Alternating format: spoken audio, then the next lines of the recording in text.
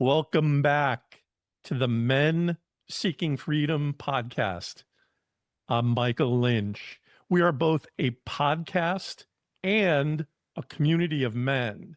And the men that we attract to this movement are typically successful in their life. They look good on the exterior, but sometimes they have a hard time expressing a pain or, putting it into words, sometimes even wanting to acknowledge it or deal with it. And if there's one word I want you to think about with Men Seeking Freedom, the word is communication. We are in the communication business. And what we do is we bring in great guests who are communicators and can share both experiences as well as expertise they have in their life. Today, I'm really excited to introduce Nick McGowan. And, there's a lot to Nick. And I was trying to seize on one particular thing. And Nick shared a term, subconscious winning strategy. I believe he said we all have one. So Nick, introduce yourself and tell us about that. Well, thank you for having me, Michael. I appreciate it. I'm excited to be here. Men's health and mental health is a big part of my life because I'm a man and I struggle with mental health. So what I do is I'm an entrepreneur, I'm a podcaster, I'm a mental health advocate. And for the most part, I help people that have a purpose and a mission on their heart be able to get that mission and that purpose out there, typically through the medium of podcasting, because it has dramatically changed my life. You and I were talking a little bit about sales and communication, and what an incredible platform we get with podcasting to be able to share with the right people, the people that are listening, the men who are listening to this that are like, look, I have shit that I'm going through. I just need some help. Let me listen to this while I'm driving to the office and nobody else is a fucking around so I can listen to these things on my own. We got you, man. So tell us about the subconscious winning strategy. Well, so first off, I didn't create this. This is one of those things that I learned about through the journey that I've been on. Over the course of time, you go through these different things and you learn stuff and you go, all right, cool. I'm not going to do that again, or I'm going to do more of this or whatever. But as you go through a career and relationships and all the things, there are times where I've realized that people typically in their 30s or 40s, they'll go, time out. What the fuck? What's going on? What happened? How did I get here? Like, who the fuck is this? What do I do? What's happening in life, etc. I think as you climb closer to 40, those start to get a little bit more dramatic because you're like, there's a lot of this stuff that's happening that maybe I don't feel a right way about or what have you. There was a strategy that I learned about a few years ago, the subconscious winning strategy. At the core concept of it, we developed the strategy as little kids, literally in our formative years between, roughly 3, 4 to 7 or 8, to say, this is how we win in life. This is how we succeed. This is how we stay safe. And it's at a subconscious level. So we're not consciously aware of it. Just like people bring this up at times, like you can't tell that you're breathing until you actually think about it. It's a subconscious thing, etc. We all get that. Everybody that's listening right now is probably like, yeah, I hear it. I get it.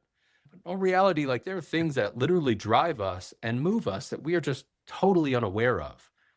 From my perspective, growing up, my mom and dad were children. They were 22 years old or something like that, met at a party, and 9 months later, hello.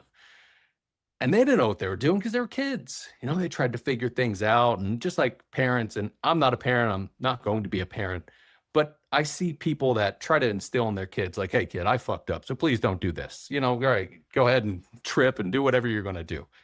But as little kids, we start to figure out like what's going on. Are my parents around? Are they not around? Do they understand me? And we're not consciously thinking about those things, especially as little kids. You're not like, time out a second. I really need to understand. If you understand me, mom, as a 3 or 4-year-old, like that doesn't happen. But we start to figure out subconsciously, oh, this is how I stay safe. This is what happens when I cry. This is what happens when I yell or scream, or this is what they do when somebody does something. There was a lot of trauma that my mom had dealt with. And as a kid, having a kid, she had problems of her own, just like any person does. And there are things that I realized like, oh, when somebody says this, my mom goes crazy and yells. I guess that's what you do. Okay, note to self. throw shit at people. Right. Got it. All right. That's how that works. Oh, I don't want it thrown at me. So how do I stay safe? How do I stay loved? And at the core of my being, I've always been afraid of not being loved or being abandoned because I experienced that as a kid, going back and forth, my mom and dad's, all that sort of stuff. I didn't understand that really any of that meant much more than I had a rough childhood. Like everybody has their own stuff, which doesn't take away from anybody else's or say mine is worse or anything like that.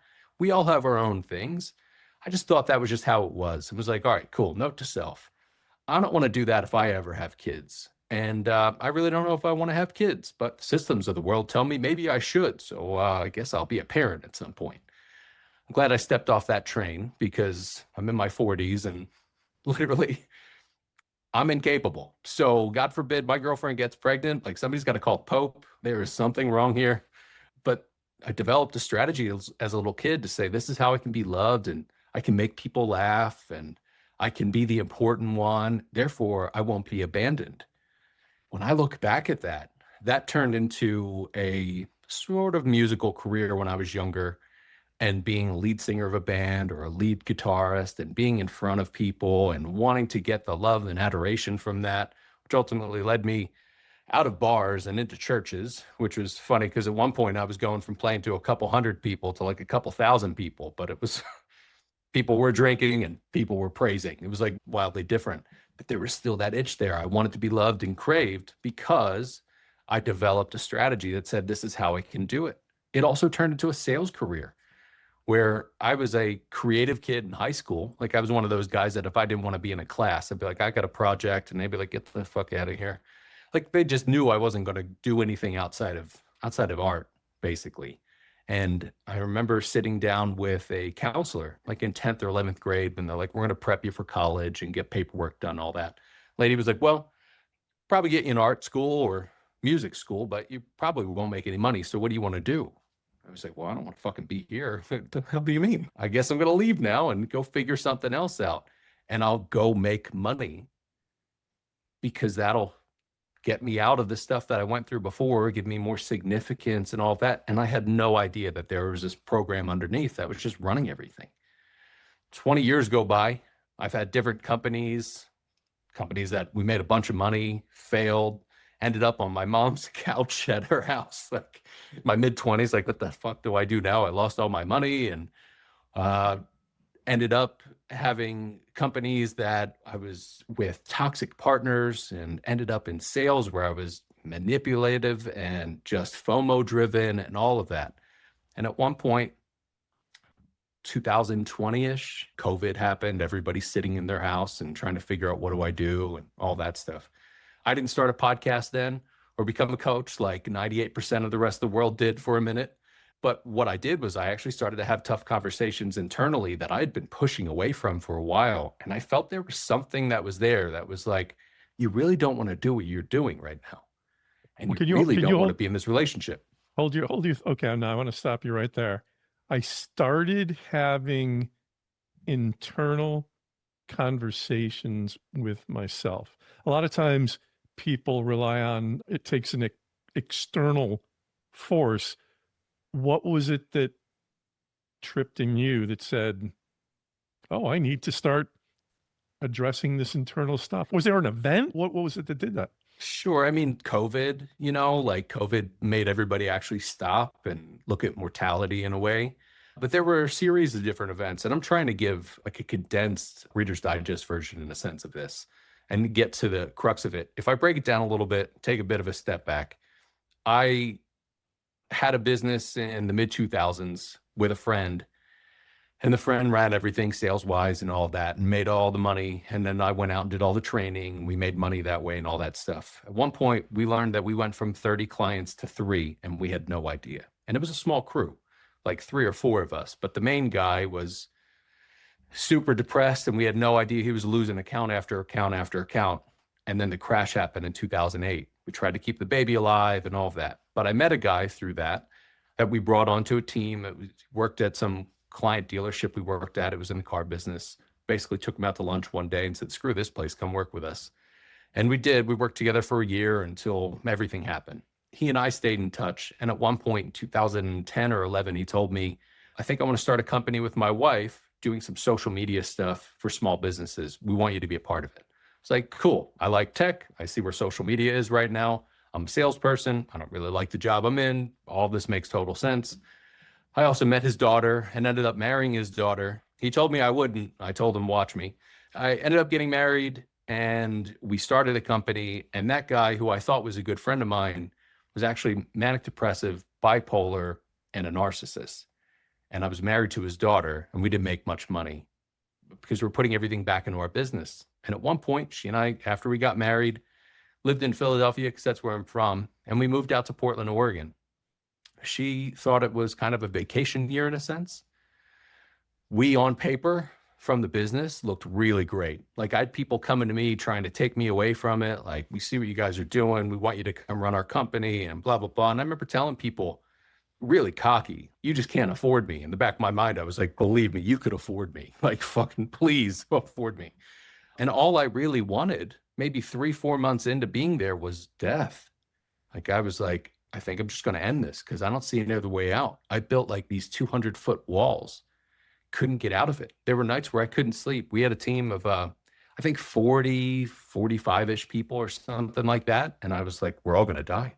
And if I don't make any more sales, everything's going to end and it's all, and it basically almost drove me to suicide. I didn't tell my wife at the time because I didn't know how to. And we were already having some problems.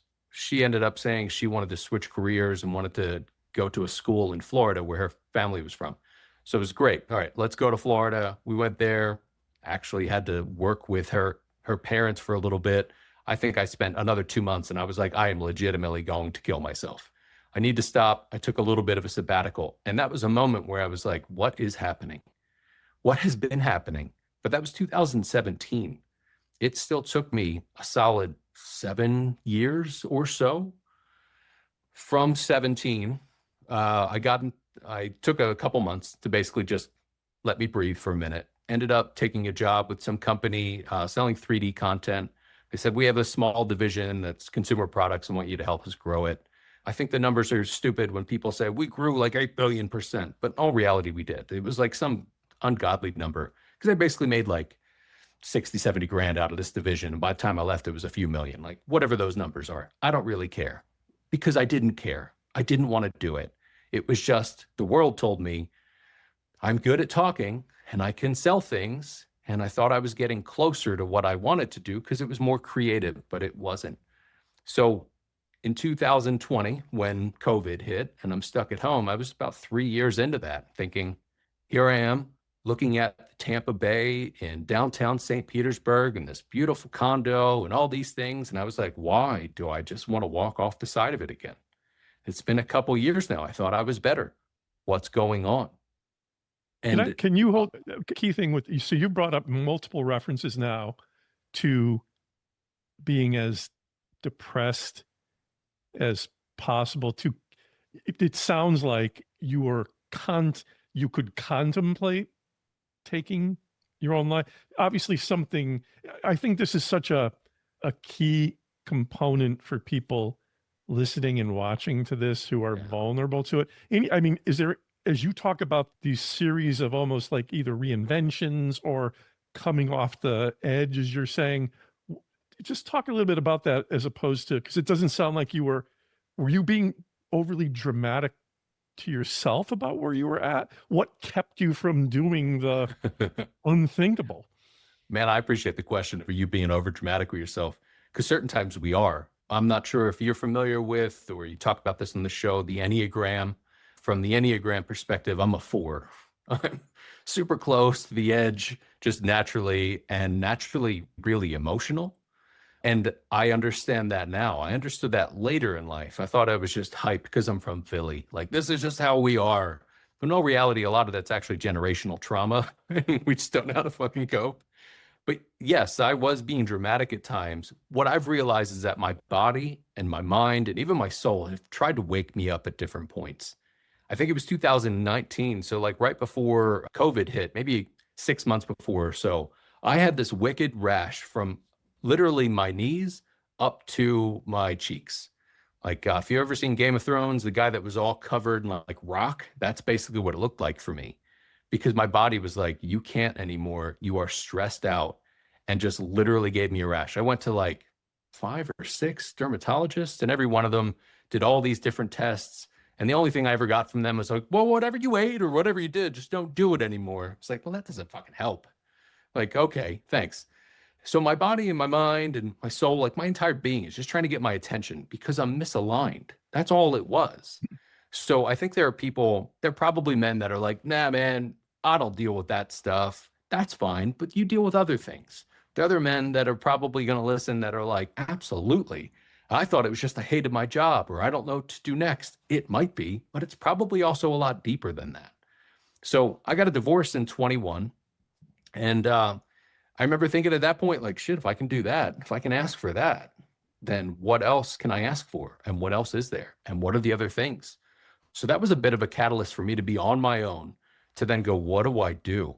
And I lived in Florida at that point. So I was away from family, away from everybody. And I was 100% good with that. Like I know some people get a divorce and they run back home or whatever. I spent a few weeks back home while my ex kind of figured her stuff out and left.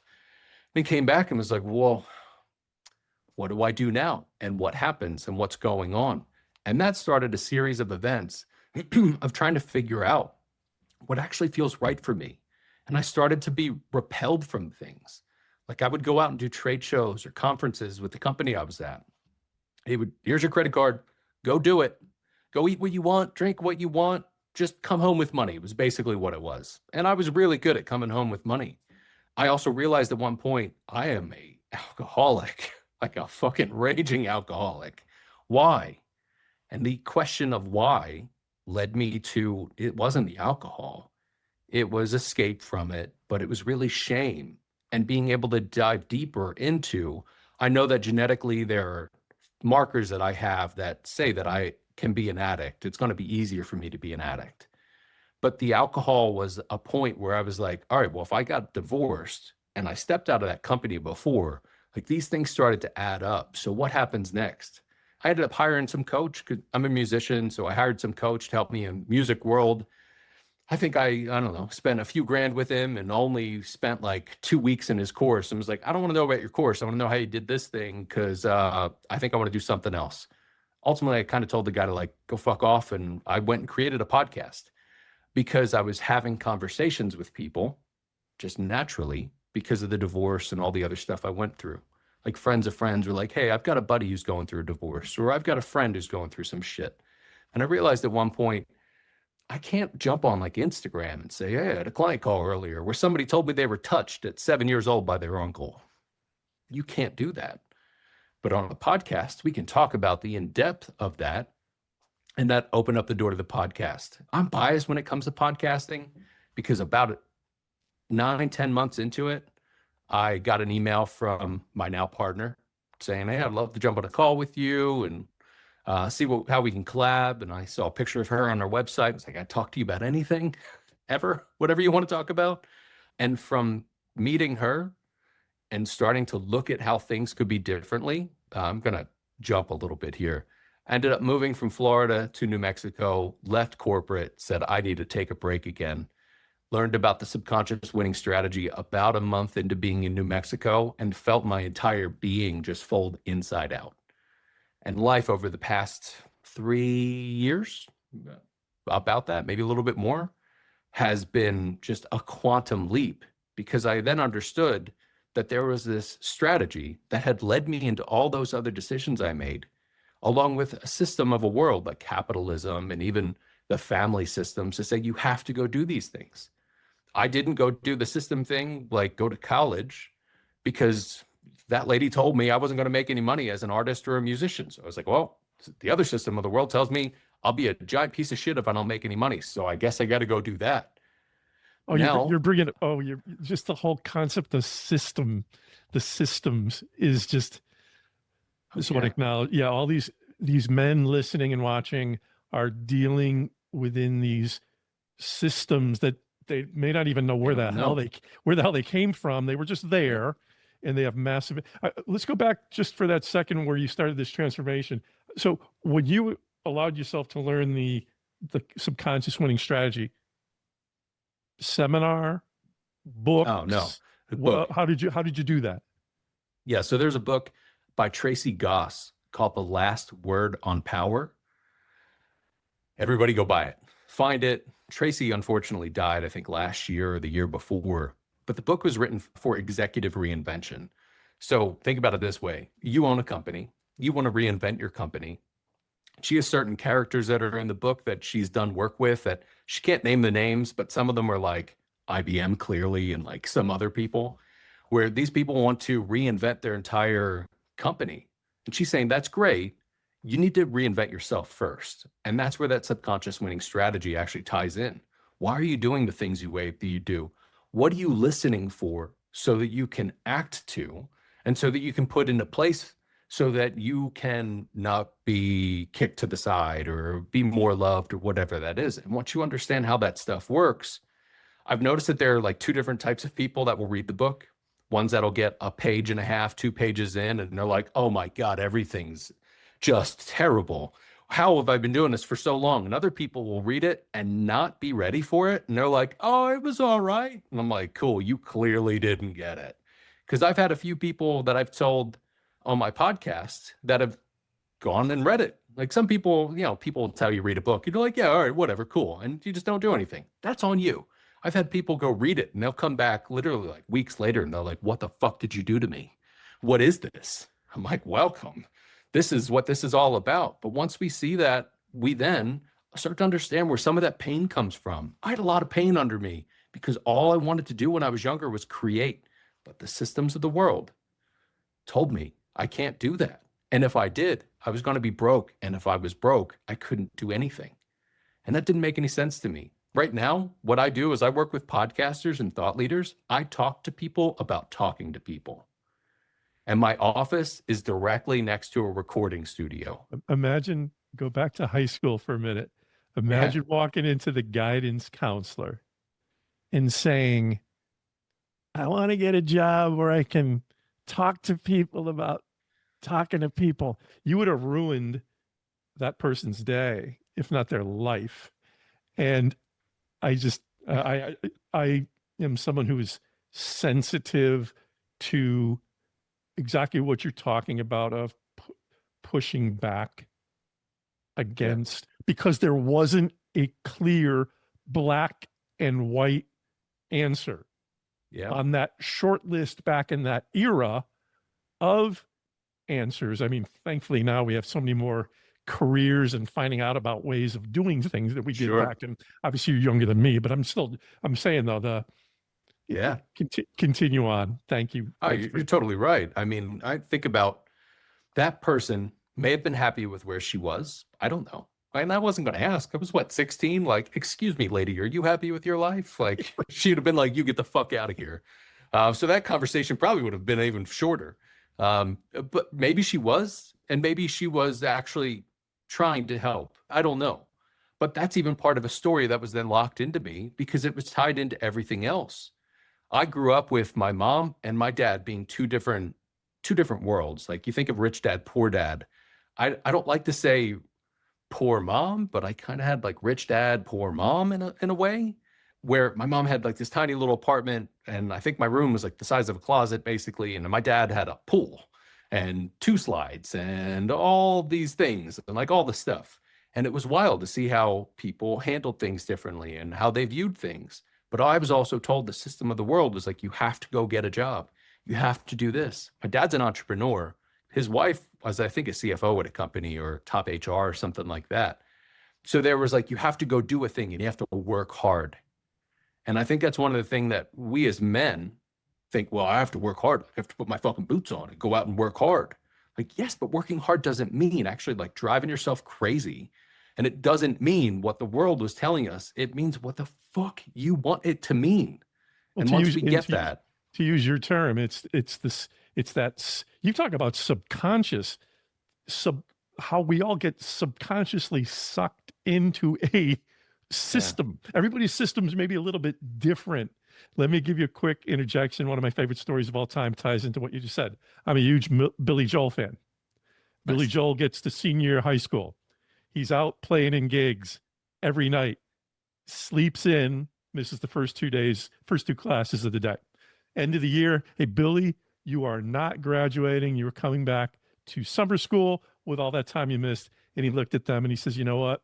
I know what I'm doing for the rest of my life. I don't care. Something like that. Yeah.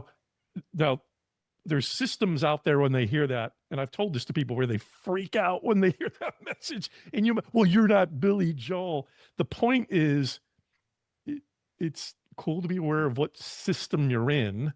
It's cool to find out where there might be a system you can fit better in that talks to creative, artistic. Think about that those natural gifts that come with that. So thank you for letting me embellish on that. I'm very sensitive to that topic of letting people be who they are.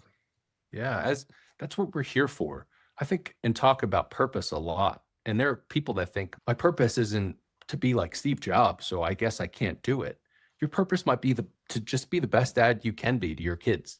It might be to be the best manager to the group of people you're managing right now.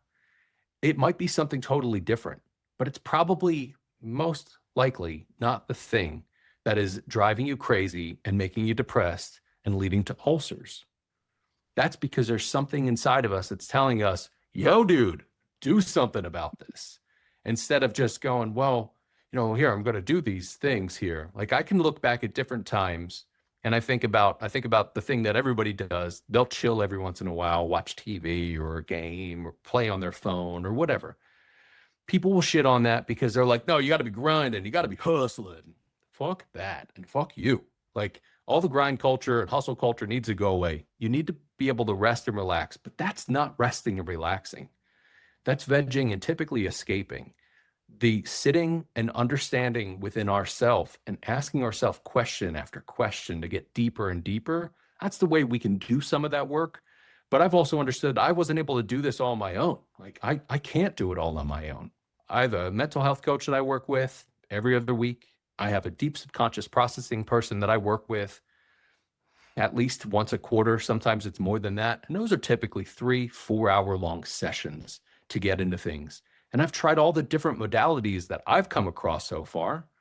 And besides doing like ayahuasca and throwing up my brains out my ass, like I'd prefer not to, but being able to experience different things that actually can help and become a sandwich of help. Like there are men that I talk to at times, because I still do periodic coaching just with men every once in a while. I consider it more mentoring than coaching. Like I've been through some stuff. Here's how we can work through it. And there's a lot of stuff that people will go through where they're like, yeah, but dude, I've tried talking to people and it doesn't help. It's like, great. Well, you can check the box, move along to the next thing. What else is there? Could you do DBT or EMDR? Could you do subconscious processing? Is it something deeper that it's not just therapy by yourself? Maybe it's with your partner to be able to talk about things because somebody did something to you when you were 4 and you don't remember it, but it's there and it lives in your cells. Nick, let's go back to the book for a second. So the last word on power, you said was the name of the book. So it sounds like, so when you read that, that's what triggered this, you asking yourself questions. Is that fair to say that was the? No, that was, so I've been asking myself questions for a long time. Something I didn't bring up, but when I got out of high school, I was in a band and we almost got signed and then somebody left and then a friend died, literally got hit by a train. Like it was a crazy series of events. I was on every drug I could as a teenager. Like you got it in your hand, give it to me, I'll put it in my mouth sort of thing. I would have died like 3-4 months into being on tour. I'm glad that didn't happen. I overdosed on heroin when I was 19. I remember at that point going, okay, well, I'm still here. I guess there's a reason for this. And questions really started to come out of me at that point. Some of that is like, what the fuck? What am I here for? Why did you keep me around? What is there to do? And that just took the path and took the time it took. When I got my divorce in 2021, that was a big thing. We probably should have done that maybe a few years before, but life works how it is. So that's totally fine. And starting my podcast, leaving corporate, like all these things tied together. And I was already asking these questions. I was seeking the answers. In fact, when I talk to podcasters, I tell most people, you're probably your ideal audience to start off, because the reason why you started the show is to be able to tackle these conversations and dive deeper into this. So I was doing the same thing. I was trying to understand By the time I got to that book, it was like I reached a different step. I was in a different state. I left corporate. I was with a girlfriend who I could feel deep inside of me was a soulmate. And I knew that I couldn't do what I'd done before. Like I'd made a decision that I was like, I can't do those things.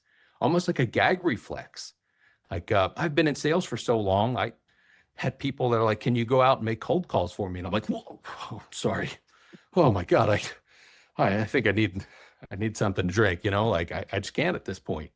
And not because I can't physically. And if I change the story around how I go about that, because I do that for my business, but not in the way that I'd done before, because I built up a wall for that to say, no, I no longer do that. And here's why I don't do that.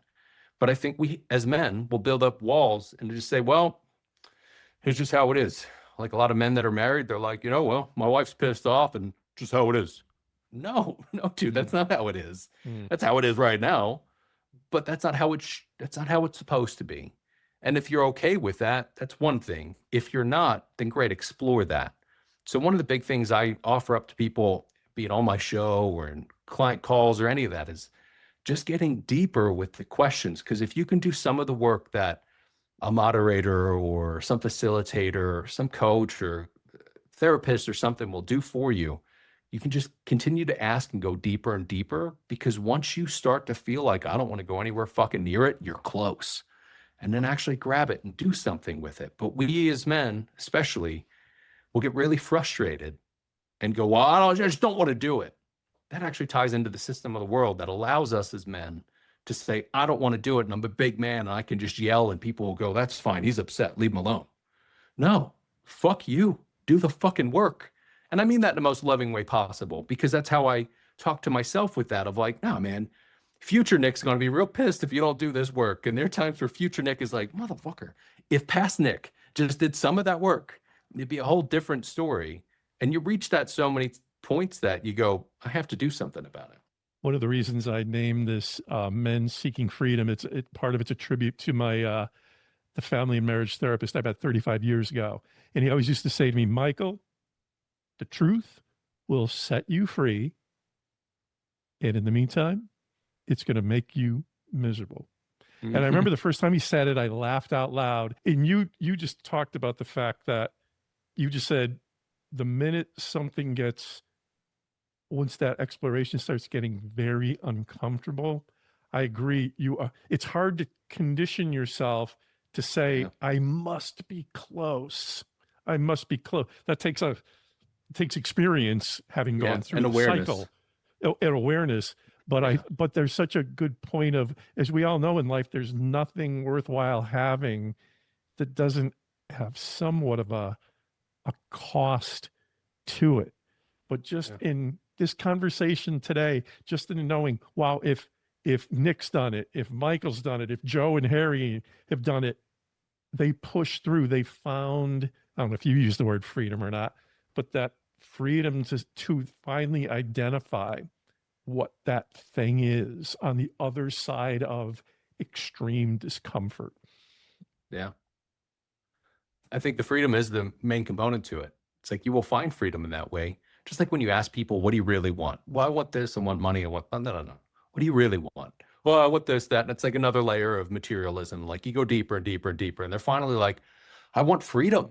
I want freedom to be and freedom to do and freedom to act and freedom to what have you. It's like, great. Well, what does that actually mean for you?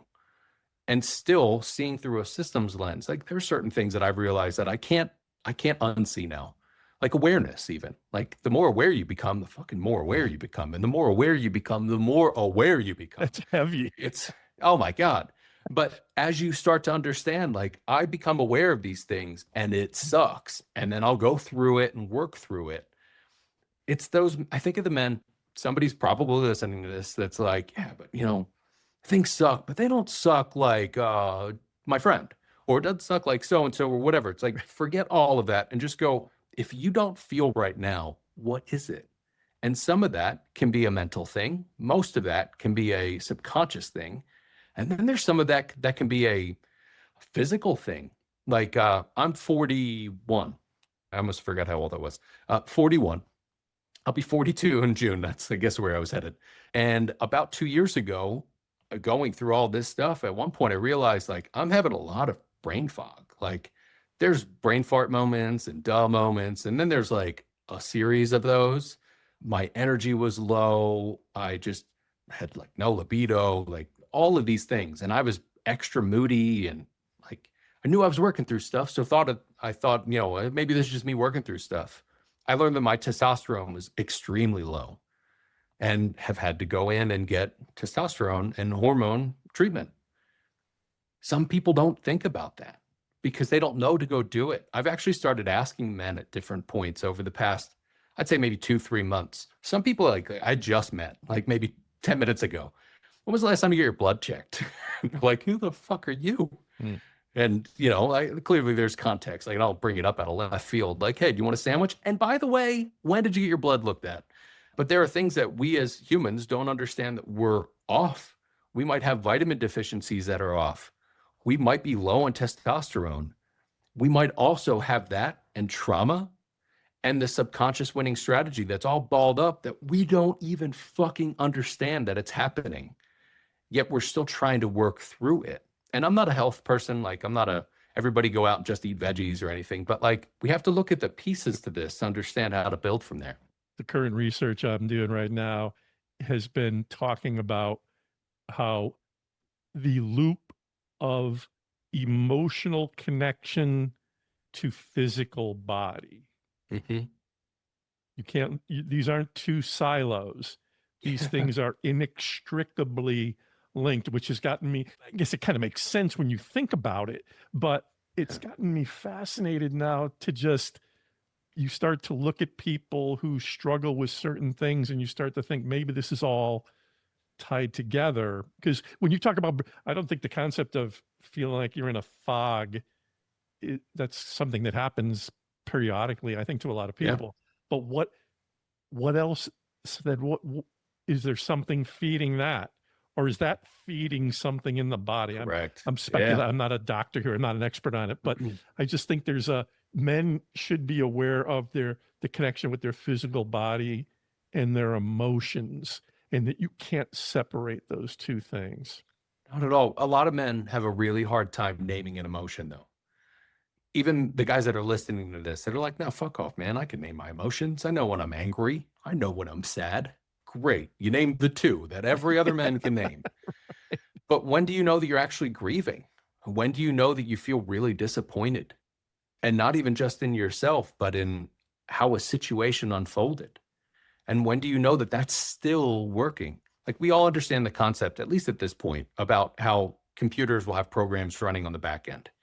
Like I'm one of those guys where I use Google Chrome and my Chrome browser has like 110 different tabs open in like 70 different sessions.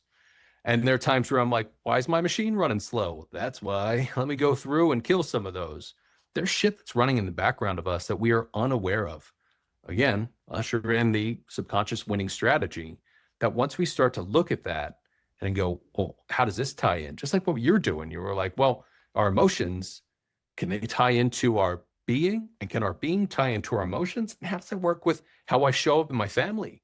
What about with the job that, I'm really not happy with, but I like money because capitalism tells me I need to pay for things. And like, actually, what the fuck do I want to do? And how do you get to that point? There was a guy that I met, I don't know, maybe 15, close to 20 years ago at this point. I worked at a music store a couple different times. I got a few different stints at a music store. Like I would go and work and leave and come back and work. And one guy came in his 50s, and I think I was in my early 20s, and was just this real nice guy, like reminded me of Michael from The Office, which was great. He was a lawyer and said, I don't want to be a lawyer anymore, and I've wanted to play music for a long time, so I'm going to be really bad at playing music again and go get a job at a music store. And I remember a couple people being like, what did you do wrong in life that you ended up here as a music store? And he was like, I did the thing I thought I was supposed to do, and I'm here now. Did you still want that pack of strings? Like, fucking, what's wrong with you? But I remember registering that, having good conversations with him, and not understanding like I do now that guy actually asked himself deeper questions and was like, what do I really want? I feel like I want to go do this. And he had privilege to be able to do that. And the systems of the world are primarily built for people that look like you and I.